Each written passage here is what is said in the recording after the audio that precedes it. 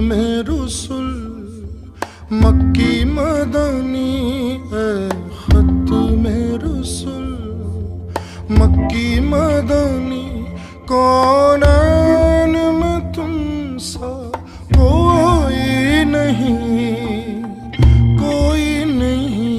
اے نور مجسم تیرے سوا اے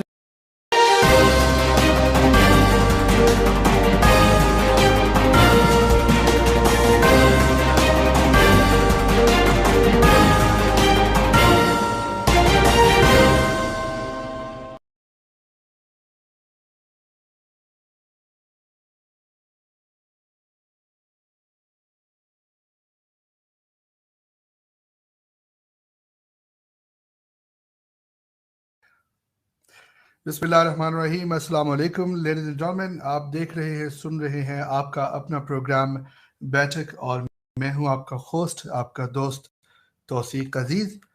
اور ہر ہفتے کی طرح نہیں بلکہ اس سے زیادہ جوش، پرایمان اور خوش اور جذبے کے ساتھ آپ سب کی خدمت میں حاضر ہوں، کیونکہ آج کینیڈا میں فرسٹ رمضان ہے. آج رمضان کا پہلا روزہ ہے 2022، اور ہم بیٹھک کے اسٹوڈیو میں آج ایک رمضان اسپیشل پروگرام آپ کے لیے لے کر آئے ہیں. آج کا موضوع ہے فلاح انسانیت اور رمضان. ناظرین، اللہ تعالیٰ کے ہمارے اوپر بہت خاص کرم ہیں، بہت نعمتیں ہیں. ہم جتنا اس بابرکت ذات کا شکرانہ ادا کریں اتنا ہی کم ہے. لیکن انسان پیدا کرنا اور اس کے بعد امت محمدی مصطفیٰ صلی اللہ علیہ وآلہ وسلم میں سے پیدا کرنا، اور پھر اسلام کے ذریعے ہمیں مشعل راہ دکھانا، ایک فلسفہ حیات سمجھانا محمد مصطفیٰ صلی اللہ علیہ وسلم کے ذریعے، اور پھر اسلام میں رمضان اور روزے جیسی خوبصورت عبادات کے ذریعے ہم سب کو گائیڈ کرنا، یہ اللہ تعالیٰ کے خاص کرموں میں سے کرم ہے. آج اللہ تعالیٰ کا لاکھ لاکھ شکر ہے. I am privileged and I am honored to do Batik Studio on first Ramadan. آپ سب لوگ بھی اس پروگرام میں شامل ہو سکتے ہیں. طریقہ بہت آسان ہے. آپ لوگ ہمیں کال کر سکتے ہیں 306-242-5002، یا پھر ہماری اسکرین پر چلنے والا جو نمبر ہے آپ اس کے اوپر بھی کال کر سکتے ہیں، اور آپ کی کالز کو ڈیفینیٹلی ہم پروگرام میں شامل کریں گے، آپ کی رائے کو اپنے پروگرام میں شامل کریں گے. آپ بیٹھک اسٹوڈیو دیکھ رہے ہیں بیٹھک اسٹوڈیو کے آفیشیل یوٹیوب چینل اور فیس بک پیج پر. کینیڈا سے ہمارا یہ سلسلہ پچھلے 5 سال سے ہے، اور میرا اور آپ کا ساتھ رہے گا all the way till 3 p.m. today. امید اس کے ساتھ ہم اپنے پروگرام کا آغاز کرتے ہیں کہ آپ سب لوگوں کا رمضان بہت اچھا اس کا آغاز ہو چکا ہے. پاکستان میں آج تراویح پہلی پڑھی جا چکی ہے. صبح بروز اتوار کو اپریل کی 3 تاریخ کو پہلا روزہ ہوگا، اور اس امید کے ساتھ آج کے پروگرام کا آغاز کرتے ہیں کہ آپ سب کا رمضان اچھے طریقے سے، آسانی سے اس کا آغاز ہو، اور آپ اس کو بہتر طریقے سے، اس میں جتنے بھی ہمارے فرائض ہیں اس میں ہم سار انجام دے سکیں. اور اللہ تعالیٰ کے حضور دعا ہے کہ ہم اس کو اس امتحان میں، اس آزمائش میں ہم کامیاب ہوں. ناظرین، before any further delay, I would like to introduce our guests today. آج جو بیٹھک اسٹوڈیو ہے، میں سمجھتا ہوں کہ رب تعالیٰ کا آج کی بیٹھک پر ایک خاص کرم ہے. دنیا میں آپ نے بہت سارے ریکارڈز دیکھے ہوں گے، بہت ساری حیران کن آپ نے کارنامے لوگوں کے دیکھے ہوں گے، لیکن بہت ان ریکارڈز میں اور ان کارناموں میں بہت کم ایسے کارنامے ہوتے ہیں جن کا کسی دوسرے کو بھی فائدہ ہو. یا تو وہ سپیڈ ریکارڈ ہوتے ہیں کہ ایک محدود وقت میں، ایک قلیل وقت میں آپ نے کسی چیز کو توڑنا ہے، کتنی زیادہ چیزیں آپ توڑتے ہیں، کتنی زیادہ چیزیں آپ کنزیوم کرتے ہیں، اینڈ سو آن. اس طرح کے ریکارڈز سے تاریخ بھری پڑی ہے. لیکن کچھ ریکارڈز ایسے ہیں کہ جو نہ صرف اس کرنے والے ریکارڈ ہولڈر کے لیے آسانی ہوتی ہے اور اس کی اصلاح ہوتی ہے، بلکہ اس کے دوسرے ارد و نواح جو انسان ہیں ان کو فائدہ پہنچتا ہے۔ آج کے شو میں فلاح انسانیت اور رمضان کے موضوع کے ساتھ ساتھ ہم ایسے ہی ایک بڑے زبردست انسپائرنگ ریکٹ کے بارے میں بات کریں گے، اور جو کسی اور نے نہیں بلکہ ہمارے پاکستانی ہیں، انہوں نے یہ کارنامہ سر انجام دیا۔ اس کی طرف بڑھنے سے پہلے میں آج جو بیٹھک اسٹوڈیو میں ہمارے مہمان ہیں میں ان کا تعارف کروا دیتا ہوں۔ آج ہمارے ساتھ 2 شخصیات پروگرام میں شامل ہوں گے، جن میں پہلے نمبر پر ہیں جناب ڈاکٹر محمد طاہر مصطفیٰ صاحب، جنہوں نے اسم نبی محمد مصطفیٰ صلی اللہ علیہ وسلم ان ناموں میں پی ایچ ڈی بھی کی ہوئی ہے، جو اپنی نوعیت کی ایک انوکھی آف کورس تعلیم بھی ہے۔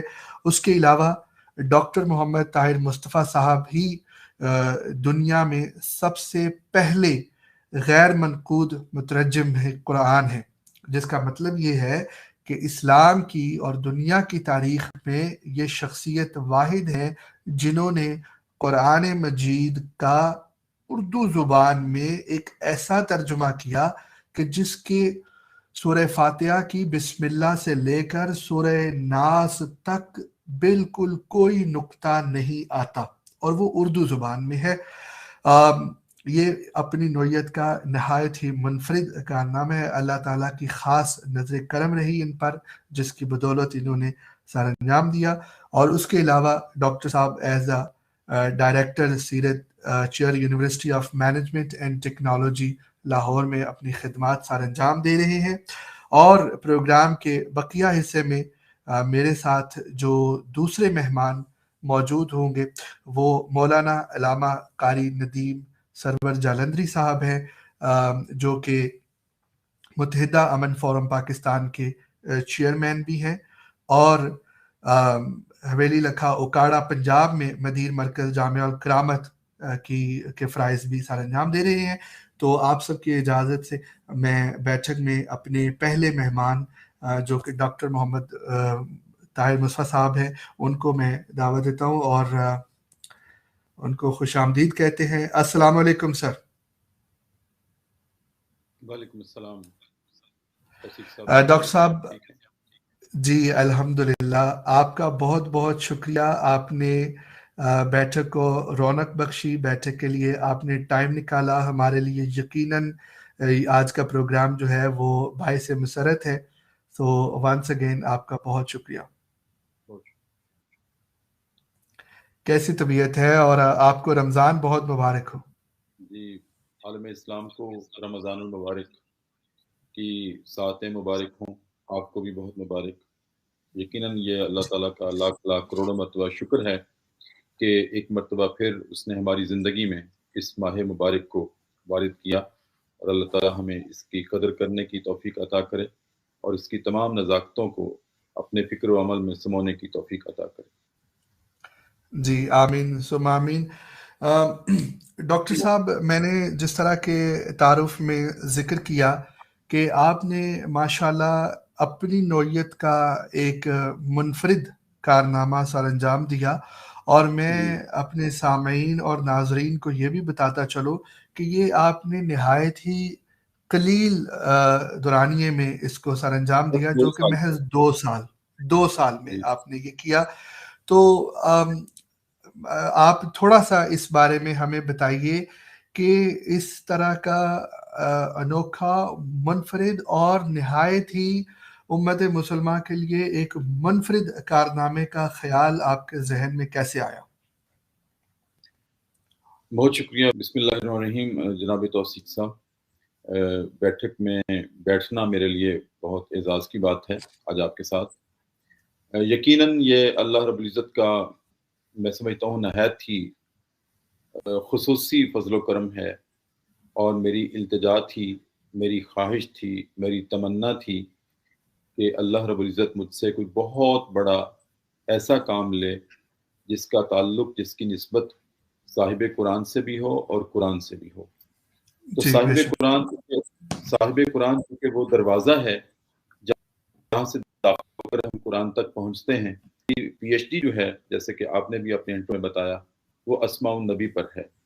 یہ بھی اعزاز جی اللہ رب العزت نے میری قسمت میں رکھا تھا کہ نبی کریم صلی اللہ علیہ وآلہ صلی وسلم اللہ کے جو اسماء مبارک ہیں ہم عام طور پہ یہ سمجھتے ہیں کہ جو قرآن کریم کے ایک طرف 99 اسماء الحسنہ یعنی کہ اللہ تعالیٰ کے نام لکھے گئے ہوتے ہیں اور دوسری طرف اسماء النبی لکھے گئے ہوتے ہیں 99. تو عام طور پہ ہم یہ سمجھتے ہیں کہ یہ اللہ کے اور نبی کریم صلی اللہ علیہ وآلہ وسلم صلی کے جو اللہ علیہ اسماء وسلم. ہیں وہ صرف جی 99 ہی ہیں. میں نے اپنی پی بالکل ایچ ڈی میں یہ ثابت کیا ہے کہ 99 نہیں ہیں بلکہ جس طرح اللہ رب العزت کی صفات لامحدود ہیں اسی طرح سے نبی محتشم صلی اللہ علیہ وآلہ وسلم کی صلی اللہ صفات بھی لامحدود ہیں اور صفات سے آپ کے صفاتی اسماء جو تخریج ہو سکتے ہیں جو ہم جی اخذ کر سکتے ہیں وہ بھی لامحدود ہیں. جس ہوں سے اللہ رب العزت نے قرآن مجید میں اپنی ذاتِ تعارف یہ کروایا الحمدللہ رب العالمین کہ میں عالمین کا رب ہوں. اسی طرح جی سے اپنے نبی کے بارے میں کلام اللہ میں ہی اللہ رب العزت نے یہ تعارف کروایا وَمَا أَرْسَلْنَاكَ إِلَّا رَحْمَةً لِلْعَالَمِينَ کہ میرا نبی عالمین کے لیے رحمت ہے. تو اللہ بالکل خود عالمین کا رب ہے اور نبی محتشم عالمین کے لیے رحمت ہیں. تو جس طرح اللہ کے بارے میں قرآن نے یہ شہادت دی ہے کہ اگر تمام دنیا کے سمندر سیاہی بن جائیں اور تمام دنیا کے درخت قلم بن جائیں تو اللہ کی باتیں یا صفات ختم ہونے والی نہیں ہیں. اسی طرح سے رحمت للعالمین ہونے کے ناطے سے نبی محتشم صلی اللہ علیہ وسلم کی بھی صلی اللہ صفات جو ہیں وہ ختم ہونے والی نہیں ہیں. لہٰذا آپ کے اسماء سے آپ کی صفات سے جتنے بھی اسماء تخریج ہو سکتے ہیں وہ آپ کی ذات کا ہی خاصہ ہیں. تو میں نے 1200 اسماء النبی پر پی ایچ ڈی کی ہے, ان پر تحقیق کی سبحان اور صرف کلیکشن زبردست. نہیں تھا. مقصد یہ تھا کہ ان اسماء النبی کی معنویت میں ہمارے فکر و عمل کی تطہیر کے کیا زاویے طے ہوتے ہیں اور وہ زاویے ہم سے کیا مطالبہ کرتے ہیں کہ ہم نبی کی سیرت ہمارے فکر و عمل کی پڑھتے ہیں. تو یہ تو تھا میرا وہ ایکڈیمک بیک گراؤنڈ. اس کے بعد پھر اللہ رب العزت سے میری دوسری دعا یہ تھی کہ الہ العالمین صاحب قرآن کے حوالے سے تو مجھ سے کام لے لیا, نبی کریم صلی اللہ علیہ وسلم کی سیرت سے تو مجھے نسبت عطا کر دی, اب میں قرآن سے نسبت چاہتا ہوں. تو جیسے کہ آپ نے پوچھا کہ یہ خیال کیسے آیا کہ قرآن کریم کا غیر منقوط ترجمہ کیا جائے, تو وہ خیال اس طرح سے آیا کہ میری جیسے میں نے کیا کہ ذاتی خواہش تھی, ایک بہت بڑی میری حسرت تھی کہ اللہ رب العزت دنیا میں مجھ سے کوئی ایسا امتیازی کام لے جو کہ کسی اور کے حصے میں نہ آیا ہو. بہت سوچا کہ کیا ایسا کام کروں قرآن کریم کے اوپر. تو سوچتے سوچتے میری سوچ کا نقطہ اس محور پہ آ کے رکا کہ قرآن مجید کا غیر منقوط ترجمہ کیا جائے اردو زبان میں, جو کہ آج تک دنیا میں اس سے پہلے نہیں تھا اور تاریخ میں بھی نہیں تھا, عالم اسلام میں بھی نہیں تھا. تو یہ بہت الحمدللہ خوبصورت نے مجھ سے یہ کام لیا ہے, کیونکہ یہ میں اکثر یہ بھی اعتراف کیا کرتا ہوں کہ ایسے کام کیے نہیں جاتے, ایسے لیے جاتے ہیں. یہ اللہ بہت رب العزت کا خوبصورت انتخاب ہے جی جی کہ اس نے یہ کام مجھ سے لیا ہے. میں کون ہوتا ہوں یہ دعویٰ کرنے والا کہ یہ میں نے کام کیا ہے. ایک سمندر ہے, میں تو اس کے ایک پانی کو ایک اپنی مشت میں نہیں سما سکتا, تو ایک پورے سمندر کو کیسے اپنی فکر و عمل میں سما سکتا ہوں. بس اللہ رب العزت کا یہ میرے اوپر عنایت تھی, احسان تھا اور ہے کہ اس نے مجھے اس کام کی توفیق بخشی اور مجھ سے یہ کام لیا. بالکل بہت خوبصورت. جی جی ہاں جی جی بولیے فرمائیے. ہاں جی, میں اس کا اب تھوڑا سا مزید تعارف اس کا کام کا. یہ دنیا میں جب قرآن کریم میں اس کو دکھا رہا ہوں. جی جی ضرور. ہاں جی, یہ قرآن کریم جب نازل ہوا تھا نا توثیق صاحب, تو اس وقت عربی زبان میں نازل ہوا تھا اور اس وقت نازل بھی غیر منقوط ہی ہوا تھا. یعنی کہ متن کے اوپر جب صحابہ نے لکھا, نبی کریم صلی اللہ علیہ وسلم نے کتابت کروائی کاتبین وحی صحابہ سے, تو انہوں نے بھی قرآن کے متن کو لکھتے ہوئے نقطے نہیں لگائے تھے. لیکن چونکہ عرب تھے اور وہ نیٹو تھے، اور نیٹو زبان کو سمجھنا یا بولنا یا اس کے مطابق ایکسپریشن دینا کوئی مشکل نہیں ہوتا. ہم اردو بول رہے ہیں اس وقت، اگر ہم اردو زبان میں سے ایک سینٹینس ہم لکھیں جس پر نقطے نہ لگائیں تو پھر بھی ہم پڑھ سکتے ہیں، سمجھ سکتے ہیں اس سے کیا مراد ہے. مثلا بیٹھک کو ہی اگر بے کا نقطہ ہٹا دیں، یا کا بھی ہٹا دیں، تو ہم سمجھ جائیں گے کہ یہ بیٹھک لکھا ہوا ہے. تو عربوں کو کوئی مشکل پیش نہیں آئی تھی جب قرآن غیر منقوط نازل ہوا تھا، کیونکہ ان کی زبان میں نازل ہوا تھا. تو لیکن قرآن جب عرب سے عجم میں گیا، when the Holy Quran traveled from Arab to non-Arab، تو ان کے لیے ایک نیچرل تھا کہ ہر 40 میل کے بعد ایک اصول ہے، فطری اصول ہے کہ زبان بھی بدلتی ہے، رسم و رواج بھی بدلتے ہیں، لہجے بھی بدلتے ہیں، ایکسنٹ بھی بدلتے ہیں. لہٰذا جب قرآن عرب سے نان عرب میں گیا تو اس وقت پڑھنے والوں کو یہ مشکل پیش آئی. تو پھر حضرت علی رضی اللہ تعالیٰ عنہ کے ایک خاص شاگرد تھے ابو الاسود الدؤلی، اس نے نقطے لگائے، اور حجاج بن یوسف نے اعراب لگائے، زیر زبریں لگائیں، اور اجمیوں کی آسانی کے ساتھ تلاوت کرنے کے لیے. یہ تاریخ ہے. تو آج 1400 برس کے بعد اردو زبان میں مکمل قرآن کریم کا غیر منقوط ترجمہ ہونا، میں سمجھتا ہوں کہ یہ اس کتاب اللہ کا ایک معجزہ ہے اور عجائبات میں سے. کیونکہ نبی کریم صلی اللہ علیہ وسلم کی ایک حدیث مبارکہ ہے کہ لا تنقضی عجائبہ، کہ اس کلام اللہ کے عجائبات قیامت تک ختم نہیں ہوں گے. لہٰذا ان میں سے یہ عجائبات میں سے ایک عجوبہ ہے، حیرت ناک ہے، عقل دنگ رہ جاتی ہے. میں کہا کرتا ہوں کہ کوئی آپ یا کوئی بھی میرے سننے والا ایک پیراگراف رات کو لکھنے کی کوشش کرے ایسے الفاظ کے ساتھ کہ جس میں نقطہ نہ ہو اور مفہوم بھی وہی ہو جو ہم چاہتے ہیں. بہت مشکل ہے، بہت مشکل ہے، بہت مشکل ہے، بہت مشکل ہے. جی بہت مشکل ہے. ہاں جی. یہ اس سے پہلے پاکستان میں غیر منقوط صنف میں مولانا ولی راضی نے کام کیا تھا، سیرت کی کتاب لکھی تھی ہادی عالم، اور وہ نبی کریم کی سیرت پر غیر منقوط کام تھا. تو وہ بھی بہت مشکل تھا اور بہت بڑا کام تھا. لیکن میں کہا کرتا ہوں کہ سیرت کی کتاب ہو یا کسی اور موضوع پر غیر منقوط لکھنا، وہ بھی بہت ہی مشکل ہے. لیکن قدرے اس میں آسانی بھی ہے اور گنجائش بھی ہے کہ اگر آپ سے ایک جملہ بن پڑتا ہے غیر منقوط آپ بنا لیں، نہیں بنتا تو جملہ چھوڑ دیں، کوئی اور بنا لیں.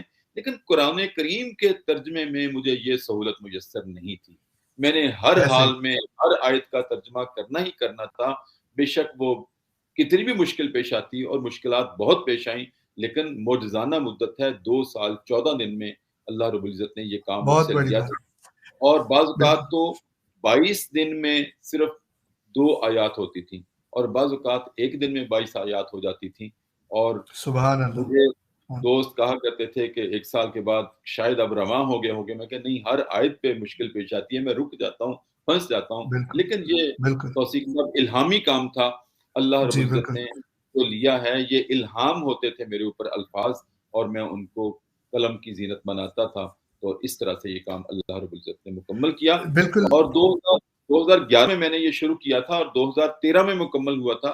لیکن 7 سال پھر میں نے اس کی نظر ثانی کی، اور پچھلے رمضان میں الحمدللہ کتابی شکل میں یہ شائع ہو گیا ہے. درس کلام اللہ اس کا نام ہے، اس میں بھی نقطہ نہیں ہے. اور سبحان اللہ. اگر آپ سبحان اللہ. ڈاکٹر صاحب میں یہاں پہ جی بولیے. فرمائیں. میں یہاں پہ 2 باتیں کرنا چاہوں گا کہ ایک تو آپ نے بڑی خوبصورت بات کی کہ قرآن پاک کے معجزات میں سے یہ ڈیفینیٹلی ایک معجزہ ہے اور عجائبات میں سے ایک عجوبہ ہے. اور اس کے ذریعے میں سمجھتا ہوں کہ آپ نے اتنا زبردست پیغام دیا ہے نہ صرف امت مسلمہ کو کہ ہمیں اس چیز کو یاد کرنے کی ضرورت ہے، بلکہ آپ نے نان مسلم انٹرنیشنل کمیونٹی کو بھی یہ بڑا زبردست پیغام دیا ہے کہ کتاب اللہ جو کلام اللہ ہے، قرآن پاک ہے، وہ کسی نقطے زیر زبر کی محتاج نہیں ہے. اس ترجمے کے ذریعے آپ نے یہ پیغام دیا. دوسرا جو آپ نے آلریڈی ذکر کیا کہ خیال کو، اس خواہش کو، اپنی اس دعا کو، اپنی اس ہمت کو عملی جامہ پہنانے کے لیے آپ کو 2 سال اور 14 دن لگے، لیکن اس کارنامے کے آگے، اس کامیاب کوشش کے آگے اور اللہ تعالیٰ کی خاص رحمت کے آگے یقین کیجئے کہ یہ 2 سال اور 14 دن کا دورانیہ بہت ہی قلیل ہے۔ اللہ تعالیٰ کی جی آپ پر یہ بھی بڑی خاص کرم اور رحمت تھی کہ اتنے کم عرصے میں اتنا بڑا کام لیا۔ آپ نے ایک طرف آلریڈی جی جی جی ارشاد فرمائیں آپ سوال۔ آپ نے اشارہ کیا کہ آپ کو کافی چیلنجز کا بھی سامنا ہوا، تو تھوڑا سا بریفلی بریک پہ جانے سے پہلے 2 منٹ میں اگر آپ ہمیں بتا دیں کہ what were the few challenges؟ ایک تو چیلنجز تھے اس کو غیر منقول ترجمہ کرنے کے دوران، کیونکہ اردو زبان بہت قلیل زبان ہے، اردو زبان کے بہت سارے الفاظ دوسری زبانوں سے مستعار لیے گئے ہیں۔ مثلا خدا ہم لفظ بولتے ہیں اردو زبان میں، خدا اٹسلف یہ فارسی زبان کا لفظ ہے۔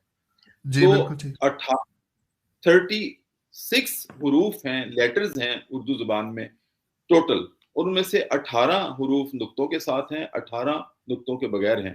تو میں نے 18 حروف میں سے ایک نئی زبان کریٹ کی ہے۔ یہ کلام اللہ کا معجزہ ہے کہ کلام اللہ کا معجزہ ہے کہ اس کی نسبت سے اردو میں ایک نئی صنف دریافت ہوئی ہے، ایک نئی زبان دریافت ہوئی ہے 18 حروف میں۔ اور سب سے کمال کی بات یہ تھی جو اللہ رب العزت نے یہاں پر ظاہر کی ہے کہ ایک ہے کہ نقطوں والے الفاظ سے نقطے گرانا، ایسا نہیں ہے، بلکہ ایسا ہے کہ الفاظ نقطوں والے ہیں ان کو ریپلیس کرنا اور ان کی جگہ ایسے الفاظ لانا جس میں نقطہ نہیں ہے، اور پھر مفہوم بھی وہی رہے۔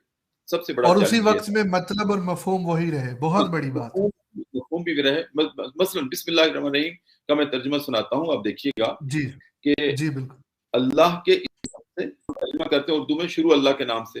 اب شروع اللہ کے نام سے جب ترجمہ کرتے ہیں تو شروع میں ہی 3 نقطے آ جاتے ہیں شین کے۔ 3 نقطے۔ تو میں نے اس کا ترجمہ ایسے کیا ہے، میں نے اس کا ترجمہ ایسے کیا ہے کہ اللہ کے اسم سے رحم والا اور لامحدود رحم والا، کوئی نقطہ نہیں۔ سبحان اللہ، سبحان اللہ، بہت خوبصورت۔ اللہ کے رحم والا اور لامحدود رحم والا، اور لامحدود والا۔ ہاں جی، سورہ الاخلاص ہے۔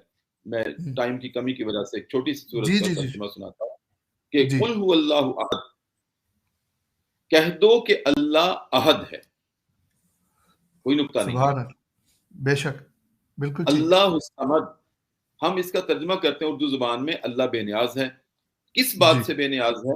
کہ اللہ اولاد سے، کیونکہ یہ پوری سورت جو سورہ الاخلاص ہے یہ توحید کے مضمون پر مبنی سورہ ہے۔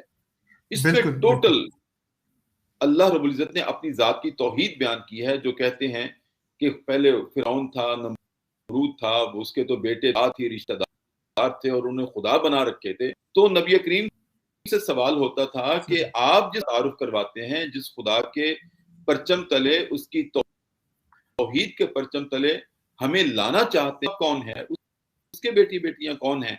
تو اللہ نے ان کے جواب میں یہ تھی کہ اے نبی قل، ان سے کہہ دیجئے، آپ اپنی زبان سے کہہ دیجئے۔ اور قرآن کریم میں جہاں لفظ قل آیا ہے وہ وہاں آیا ہے جہاں کسی نے آپ سے سوال کیا تھا۔ اس سوال کا جواب جب اللہ کی طرف سے نازل ہوا تو اللہ نے پھر اپنے نبی سے ارشاد فرمایا کہ قل، آپ اپنی زبان سے ارشاد فرمائیے۔